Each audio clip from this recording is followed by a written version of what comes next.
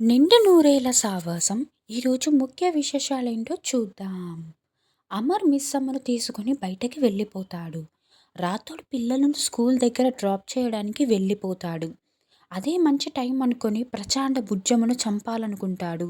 అందుకోసం బుజ్జమ్మను మనోహరి హాల్లోకి వచ్చేలా చేస్తుంది. కానీ ప్రచండకు చుక్కలు చూపించిన బుజ్జమ్మ. హాల్లోకి వచ్చిన బుజ్జమ్మతో, ప్రచండ ఇవాల్టి నీ పీడ విరుగుడవుతుంది, నా శక్తి ఏంటో ఇవాళ చూపిస్తాను అంటూ బెదిరిస్తుంటే బుజ్జమ్మ అసలు బెదరకుండా ప్రచండకు కౌంటర్ ఇస్తుంది.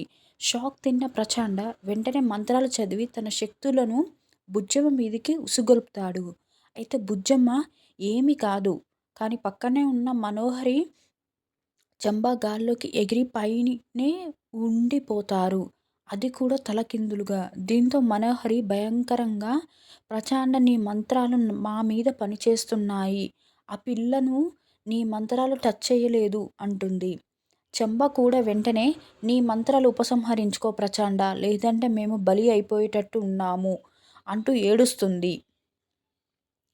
ఇదిలా ఉండగా మరోవైపు అమర్తో వెళ్తున్న బాగి అనుమానం వచ్చి వెంటనే రాతోడుకి ఫోన్ చేస్తుంది. ఎక్కడున్నావని అడుగుతుంది. రాతోడు పిల్లలను స్కూల్ డ్రాప్ చేసి ఇంటికి వెళ్తున్నా అని చెప్పగానే, త్వరగా వెళ్ళి బుజ్జమ్మ ఎలా ఉందో చూడు రాతోడ్, నేను టెన్షన్ తట్టుకోలేకపోతున్నాను. ఇక్కడేమో ఆయన నన్ను ఎక్కడికి తీసుకెళ్తున్నాడో చెప్పడం లేదు. నేనెంత అడిగినా ఏదో మాట చెప్తూ దాటేస్తున్నాడు అంటూ బాగి చెప్పగానే రాతోడు కూడా అలాగే మిస్ అమ్మ, నువ్వేమీ టెన్షన్ పడకు అంటున్నాడు. ఇంట్లో ప్రచండ కోపంతో రగిలిపోతూ, ఇప్పుడు చూడు నా శక్తి అంటూ మరికొన్ని మంత్రాలు చదివి బుజ్జమ్మ మీదకు ప్రయోగిస్తే వెంటనే బుజ్జమ్మ చుట్టూ మంటలు అంటుకుంటాయి.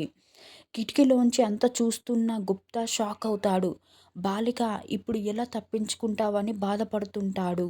బుజ్జమ్మ మాత్రం నవ్వుతూనే ఉంటుంది.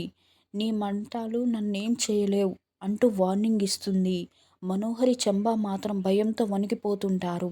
అప్పుడే బుజ్జమ్మ తన నోటితో ఆ మంటలను ఆర్పేస్తుంది. మంటలు ఆరిపోగానే ప్రచండ కోపంతో ఊగిపోతాడు. ఇక నీ చావే గతి అంటూ మంత్రాలు చదివి బుజ్జమ్మ మీదికి మంత్రదండ విసిరి వెయ్యగానే బుజ్జమ్మ చుట్టూ కాలనాగులు వస్తాయి. అవి బుసకొడుతుంటే మనోహరి చంబ భయపడుతుంటారు. ఆ నాగులమ్మ చూసి గుప్త కూడా భయపడతాడు. బుజ్జమ్మ స్వాగతం చెబుతున్న బుజ్జమ్మ చుట్టూ ఉన్న పాములు పూలదండలుగా మారిపోతాయి.